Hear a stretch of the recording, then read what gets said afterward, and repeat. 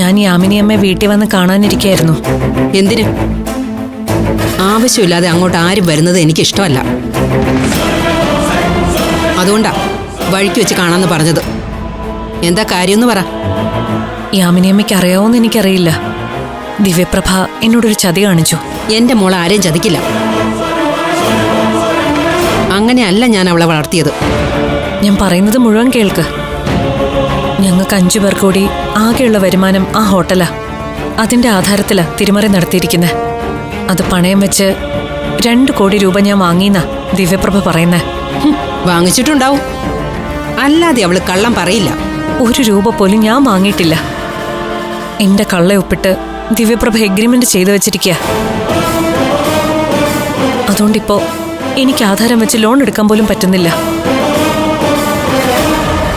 അനിയത്തിമാരുടെ കല്യാണ ആവശ്യത്തിന് എനിക്ക് കാശ് അത്യാവശ്യമുണ്ട്.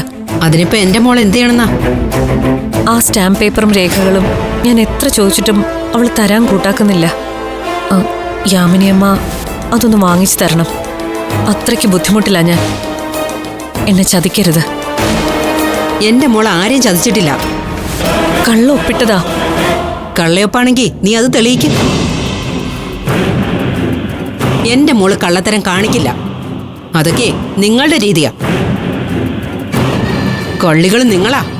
ദേ, വെറുതെ അനാവശ്യം പറയരുത്. ആരോടും ഒരു കള്ളത്തരവും ഞങ്ങൾ കാണിച്ചിട്ടില്ല. എന്നോട് കാണിച്ചു. എന്റെ മോളോട് കള്ളത്തരം കാണിച്ചു. സ്വർണത്തിന് പകരം മുക്ക് പണ്ടം തന്ന് പറ്റിച്ചില്ലേ നീയും നിന്റെ മാമിയും രണ്ടാനമ്മയൊക്കെ ചേർന്ന്? അതിന്റെ വിഷമത്തില് എന്റെ മോൾ എന്തെങ്കിലും ചെയ്തു പോയിട്ടുണ്ടെങ്കിൽ നീ അതങ്ങ് സഹിക്കാൻ നിവൃത്തിയുള്ളൂ. അവൾക്കും ഉണ്ടാവും വാശി.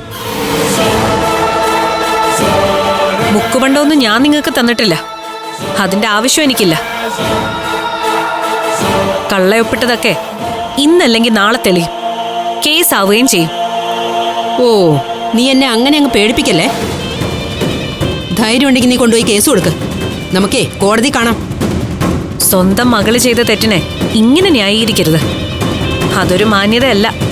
നീ എന്നെ മാന്യത ഒന്നും പഠിപ്പിക്കണ്ട. കല്യാണം നടത്താൻ കാശില്ലെങ്കിലേ കക്കാനോ പിടിച്ചു പറിക്കാനോ പോ. അല്ലെങ്കിൽ കെട്ടിക്കണ്ടെന്നേ. കെട്ടാമുത്തികളായിട്ട് വീട്ടിലിരിക്കട്ടെ. നിങ്ങൾ കൂടുതൽ കാര്യങ്ങളൊന്നും അന്വേഷിക്കണ്ട. പ്രായത്തെ മാനിച്ച ഞാനിതിന് മറുപടി തരാത്തത്. എന്റെ അനിയത്തിമാരെ അന്തസ്സായിട്ട് കെട്ടിച്ചുവിടാൻ എനിക്കറിയാം. അതിന് നിങ്ങളുടെ ഉപദേശമൊന്നും എനിക്ക് വേണ്ട. ഇനി നിങ്ങളെ കാണാൻ വരുമ്പോ എന്റെ കയ്യില് 2 അനിയത്തിമാരുടെയും കല്യാണക്കുറി ഉണ്ടാവും. വിളിക്കും ഞാൻ. നിങ്ങൾ കാണണം എന്റെ അനിയത്തിമാര് താലി അണിയുന്നത്. ആ സമയത്ത് നിങ്ങളുടെ മോള് കള്ളപ്രമാണം ചമച്ചതിന് അകത്ത് കിടക്കുമായിരിക്കും, ജയിലില്.